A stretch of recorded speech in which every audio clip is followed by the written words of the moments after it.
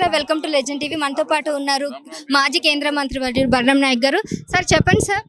So ఈసారి కాంగ్రెస్ ప్రభుత్వం వచ్చింది కాబట్టి ఏ విధంగా ఉండబోతుంది, ఎట్లా నడుస్తుంది? కాంగ్రెస్ ప్రభుత్వం అనేది ప్రజాప్రభుత్వం. కాంగ్రెస్ అందరికీ పనులు చేసే ప్రభుత్వం.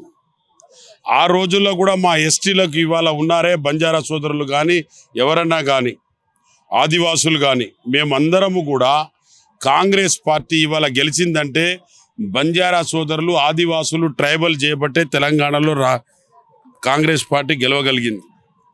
మేమందరము కూడా ఏకతాటిగా కాంగ్రెస్ పార్టీకి ఓటేయడం జరిగింది. దానితోని పాటు అన్ని వర్గాలు కులాలకు అతీతంగా కూడా కాకుండా ఎస్టీ ఎస్సీ బీసీ అన్ని వర్గాలకు ఒక లాభం జరుగుతుందని చెప్పి జరిగింది. లాభం ఏంటిదంటే 6 డిక్లరేషనే కాకుండా ఇంతకుముందు లోగడ కూడా ఇందిరమ్మ ఇండ్లు కానీ 76లో ఎస్టీల కలపడానికి ఇందిరాగాంధీ గారు ఆ తల్లి ఎక్కడున్నా ఆ మనసుకు శాంతి కలిగించాలని ఆ దేవునికి వేడుకుంటున్నాం. కేసీఆర్ ప్రభుత్వం ఉన్నప్పుడు దళిత బంధు ఇచ్చేవారు. ఆ తర్వాత ఎన్నికల హామీలో గిరిజన బంధు కూడా ఇస్తామని చెప్పేసి హామీ ఇచ్చారు. సో కాంగ్రెస్ ప్రభుత్వం వచ్చిన తర్వాత గిరిజనులకు కానీ దళితులకు కానీ ఎటువంటి దళిత బంధు గిరిజన బంధు ఇచ్చే అవకాశాలు ఏమైనా ఉన్నాయంటారా? చూడమ్మా, ఆ రోజుల్లో పోలియో డ్రాప్ 100% సక్సెస్ ఎట్లా చేశామో ఆ రోజుల్లో ఇందిరమ్మ ఇళ్ళు కూడా మేము ఇచ్చాము. ఏదైనా కాంగ్రెస్ పార్టీ సప్లాన్ కానీ రైట్ ఇన్ఫర్మేషన్ కానీ ఫారెస్ట్ పట్టాలు కానీ పోడు భూములు కానీ అన్నీ ఇచ్చాం. దళిత బంధు మీద గిరిజన బంధు మీద క్యాబినెట్లో ఇంకా ఏం తీసుకోలేదు. మేనిఫెస్టోలు అనేది ఒకటి ఉంటుంది తల్లి, అది నీకు తెలుసో మరి తెలియదో నాకు తెలియదు, కానీ మేనిఫెస్టోలో మేము డిక్లేర్ చేసినవి మాత్రం బిఫోర్ ఎలక్షన్లో ఏమేమి వాగ్దానాలు చేసినావు అవి మేము తప్పకుండా ఇస్తాం. కానీ బిఫోర్ వాగ్దానాలు లేకుండా నువ్వు ఇంకోటి అడుగుతున్నావు. అంటే ఎక్స్పెక్ట్ చేస్తారు కదా, గత ప్రభుత్వం ఇచ్చినప్పుడు ఈ ప్రభుత్వం నుంచి ఏమైనా చేయవచ్చు. మేనిఫెస్టోలో మేము అమర్చించి మేమేమి 6 గ్యారెంటీలు ఇస్తున్నామన్నామో ఆ 6 గ్యారెంటీలు ఇస్తాం. పోడు భూముల పట్టాలు ఇస్తాం. మేము ఏమేమి 6 గ్యారెంటీలో చెప్పినామో అవన్నీ కూడా ఇస్తాం. ఇందిరమ్మ ఇల్లు డబుల్ బెడ్రూమ్ ఇస్తాం. ఇల్లు లేని వాళ్ళకు ఇస్తాం. చదువుకునే తందుకు విద్యార్థులకు 5 లక్షల రూపాయలు. మనం బస్సులు ఫ్రీ చేసినాం, మహిళలకు నడుస్తూనే ఉన్నాయి. టికెట్ లేకుండా మెట్రోలు అన్నీ బంద్ అయిపోయినాయి, ఫ్రీ బస్సులోనే పోతున్నారు అందరూ. కాబట్టి ఇవన్నీ కూడా కాంగ్రెస్ పార్టీ ఏది చెప్పినా ఆ వాగ్దానం నిలబెట్టుకుంటుంది. లోగడ కూడా మాకు ఎస్టీలో కలిపింది ఇందిరమ్మ కాబట్టి ఈ విద్యార్థులు కానీ ఇలా కలెక్టర్ ఆడియోలు ఇప్పుడు ఉన్న ఆమె కలెక్టర్ ఇంతకుముందు వచ్చిన ఆమె కలెక్టరే. ఆమె కలెక్టర్ అయిందంటే ఆ రోజుల్లో ఎస్టీలో కలిపిన ఇందిరాగాంధీ కాబట్టి ఆ కాన్సెప్ట్ మీద లంబడోళ్ళు మొత్తం తెలంగాణలో ఉన్న ట్రైబల్స్ మొత్తం కూడా కాంగ్రెస్ పార్టీ వైపు చూశారు. ఎందుకంటే ఇచ్చిన మాట నిలబెట్టుకుంటది. ఇందిరమ్మ ఇళ్ళు కానీ ఇవన్నీ కూడా. రాజసింగ్ ఏమంటున్నారంటే ఈ ప్రభుత్వాన్ని కూల్చే పనిలోనే ఉన్నారు. ఇప్పుడు అసలు 6 నెలల్లో ప్రభుత్వం కూడా కూలిపోయే విధంగా ఉంది, సరిగ్గా ఏం పాలన కూడా సరిగ్గా లేదు అన్నట్టు కూడా విమర్శిస్తున్నారు. ఆయనకి ఏం సమాధానం? రాజాసింగ్ గారికి అపోజిషన్ లీడర్ ఏమన్నా మాట్లాడచ్చు, మేము దానికి పరిగణనలో తీసుకోం. మా మేనిఫెస్టోలు ఏంటిది, మా పద్ధతులు ఏంటిది, మా ట్రైన్ ఇంజన్ గాడి ఏంటిది, మేము ఫ్రీ పాసులు ఇస్తాం, అన్నీ ఇస్తాం, సౌకర్యాలు చేస్తాం.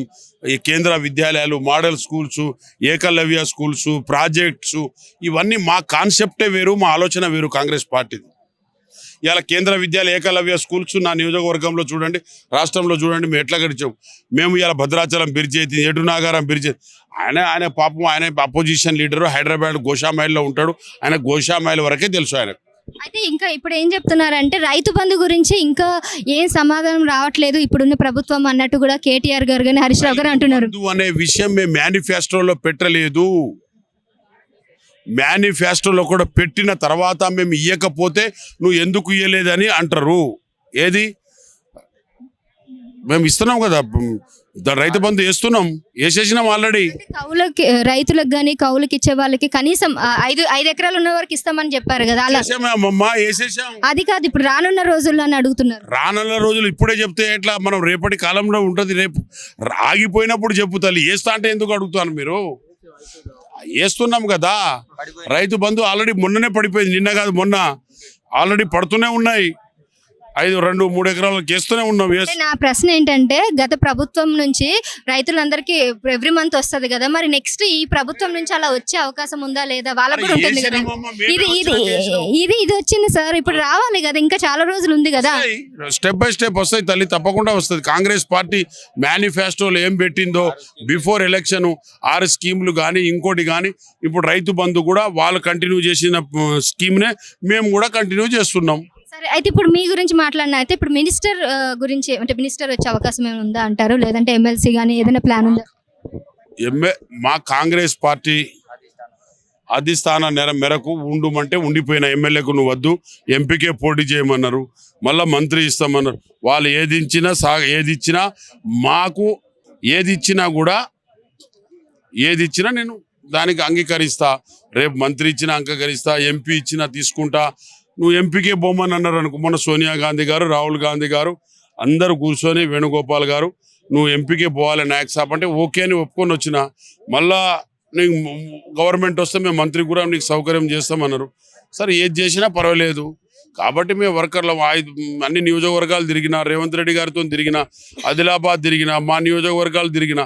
కాంగ్రెస్ పార్టీ మాకు ఒక ట్రైబల్ జాతికి కానీ, బడుగు బలహీన వర్గాలకు, అన్ని కులాలకు మనకు అవసరానికి పనిచేసేవి ఒక పార్టీ అని మేము మా పార్టీ కమిటెడ్ అయి ఇవాళ తెలంగాణ ప్రభుత్వంలో కాంగ్రెస్ పార్టీని తేవడం జరిగింది.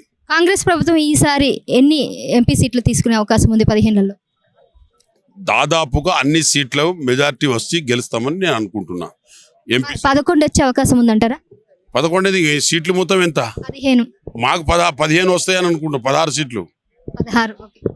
ఎన్ని సీట్లు ఉన్నాయో అన్ని సీట్లు కూడా మాకు వస్తాయి. 16, 17 అన్ని సీట్లు కాంగ్రెస్ పార్టీ గెలుస్తుంది, గెలిచి తీరుతుంది. మా లంబాడ సోదరులు కూడా ఏకగ్రీవంగా, మా ట్రైబల్స్ ఆదివాసులు ఏకగ్రీవంగా ఓట్లేశారు.